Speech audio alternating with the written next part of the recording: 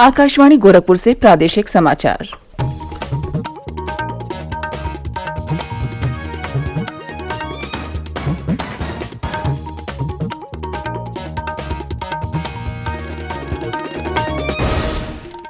नमस्कार, समाचार बुलेटिन के साथ में शिवानी अरोरा। पहले मुख्य समाचार। प्रधानमंत्री नरेंद्र मोदी ने कोविन वैश्विक सम्मेलन को संबोधित किया। कहा, कोई भी देश अकेला कोविड-19 की चुनौती का सामना नहीं कर सकता। टीकाकरण अभियान में डिजिटल माध्यम की है बड़ी भूमिका। रक्षा मंत्री राजनाथ सिंह ने कहा, देश पूरी तरह से है सुरक्षित। हर चुनौती का मुकाबला करने की भारतीय सेना में है क्षमता। राज्य निर्वाचन आयोग ने क्षेत्र पंचायत प्रमुखों के निर्वाचन का कार्यक्रम किया घोषित। 10 जुलाई को होगा मतदान। और कोविड-19 के वायरस डेल्टा प्लस संक्रमण को लेकर प्रदेश सरकार है सतर्क। डेल्टा प्लस संक्रमण वाले राज्यों से आने वाले लोगों की निगरानी और टेस्टिंग तेज। 18 वर्ष से अधिक आयु वर्ग के लिए सरकारी केंद्रों पर निःशुल्क राष्ट्रव्यापी कोविड टीकाकरण अभियान जारी है। युवा श्रोताओं से हमारा आग्रह है कि कोविड रोधी टीका लगवाएं और अन्य लोगों को भी इसके लिए प्रोत्साहित करें। कोविड स्वास्थ्य के लिए खतरा बना हुआ है। ऐसे में एहतियाती उपायों के पालन में कोताही न बरतें। जब तक जरूरी न हो घर से बाहर न निकलें और इन 3 सरल उपायों का पालन करें। मास्क लगाएं, 2 गज की सुरक्षित दूरी बनाए रखें, हाथ और मुंह साफ रखें। कोविड संबंधी जानकारी और मार्गदर्शन के लिए राष्ट्रीय हेल्पलाइन नंबर 011-2397-8046 और 1075 पर संपर्क करें। अब समाचार विस्तार से। प्रधानमंत्री नरेंद्र मोदी ने कहा कि टीकाकरण पूरी मानवता के लिए कोविड महामारी से सफलतापूर्वक उबरने का सबसे अच्छा उपाय है। उन्होंने कहा कि कोई भी देश इस महामारी की चुनौती से अकेला सामना नहीं कर सकता। इसके लिए सभी को मिलकर कार्य करना होगा। प्रधानमंत्री कल कोविन वैश्विक सम्मेलन को संबोधित कर रहे थे। राष्ट्रीय टीकाकरण अभियान में कोविन की भूमिका को महत्वपूर्ण बताते हुए श्री मोदी ने कहा कि भारत में टीकाकरण रणनीति की योजना बनाते समय ही इसे पूरी तरह डिजिटल बनाने का फैसला किया गया था। उन्होंने इस बात पर खुशी जाहिर की कि कोविन वैश्विक सम्मेलन में कई देशों के विशेषज्ञ शामिल हो रहे हैं। उन्होंने कहा कि कोविन प्लेटफॉर्म कई देशों में उपलब्ध है। प्रधानमंत्री ने कहा कि कोविन के माध्यम से टीकाकरण का रिकॉर्ड लोगों के पास उपलब्ध होना एक महत्वपूर्ण बात है। उन्होंने कहा कि भारत कोविड-19 के खिलाफ लड़ाई में अपने सभी अनुभवों, विशेषज्ञता और संसाधनों को वैश्विक समुदाय के साथ साझा करने के लिए प्रतिबद्ध है।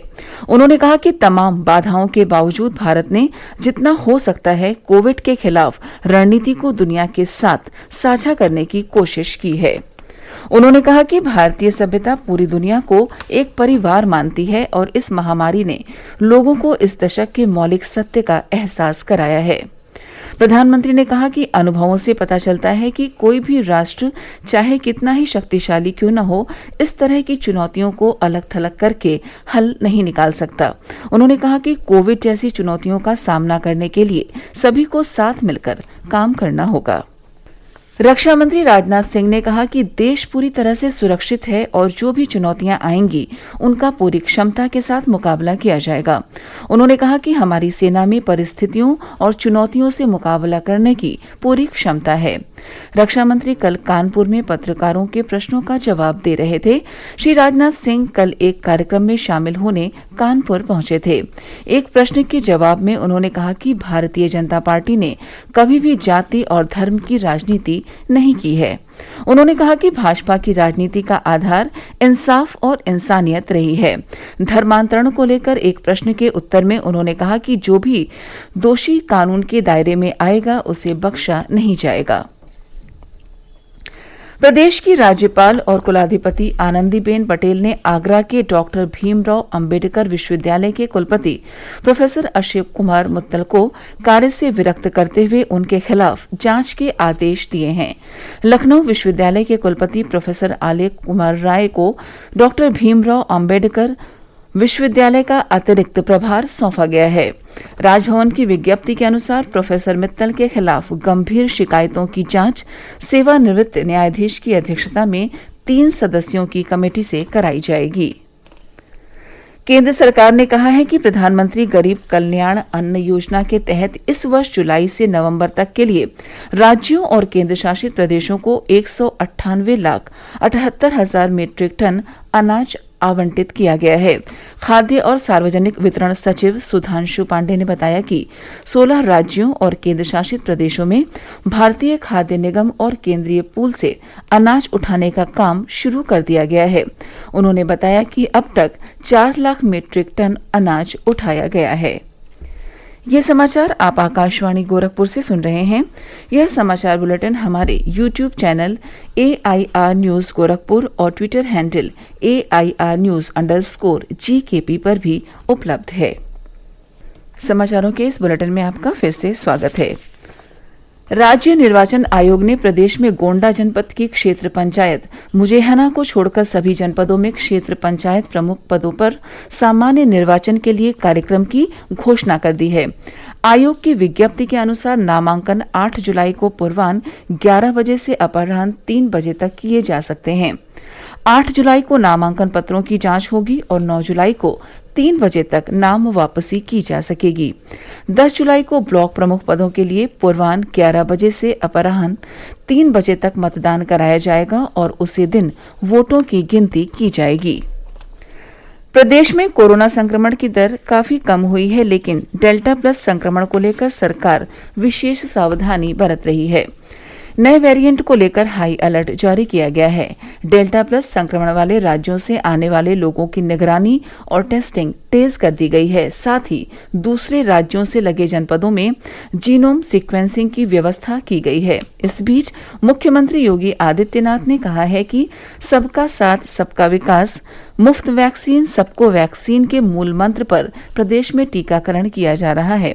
उन्होंने कहा कि कोरोना अभी समाप्त नहीं हुआ है, इसलिए कोविड-19 के प्रोटोकॉल का अनुपालन बहुत जरूरी है। जरा सी लापरवाही बड़ी परेशानी का कारण बन सकती है।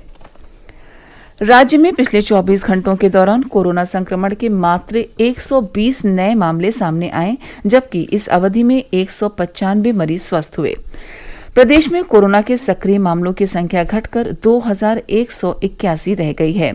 गौरतलब है कि विगत 23 मार्च को राज्य में एक दिन में सर्वाधिक 38,000 मामले आए थे और 30 अप्रैल को कोरोना के सक्रिय मामलों की संख्या सर्वाधिक 3,10,000 से ऊपर थी। स्वास्थ्य विभाग के अनुसार 38 जनपदों में कोरोना के नए मामले नहीं मिले, जबकि 35 जनपदों में कोरोना के मामलों की संख्या 10 से नीचे रही। इस समय प्रदेश में कोरोना से ठीक होने की दर 98.5% बनी हुई है।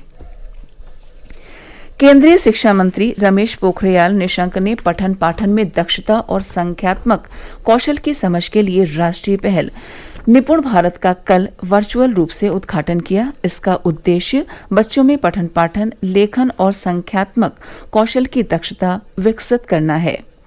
निपुण भारत का शुभारंभ करते हुए श्री पोखरियाल ने कहा कि ये पहल नई शिक्षा नीति का मजबूत स्तंभ सिद्ध होगी। केंद्रीय पर्यटन मंत्रालय ने आतिथ्य और पर्यटन उद्योग को मजबूत बनाने के लिए यात्रा.com के साथ समझौते पर हस्ताक्षर किए हैं। इस समझौते का मुख्य उद्देश्य पर्यटकों के ठहरने के स्थानों का प्रचार प्रसार करना है।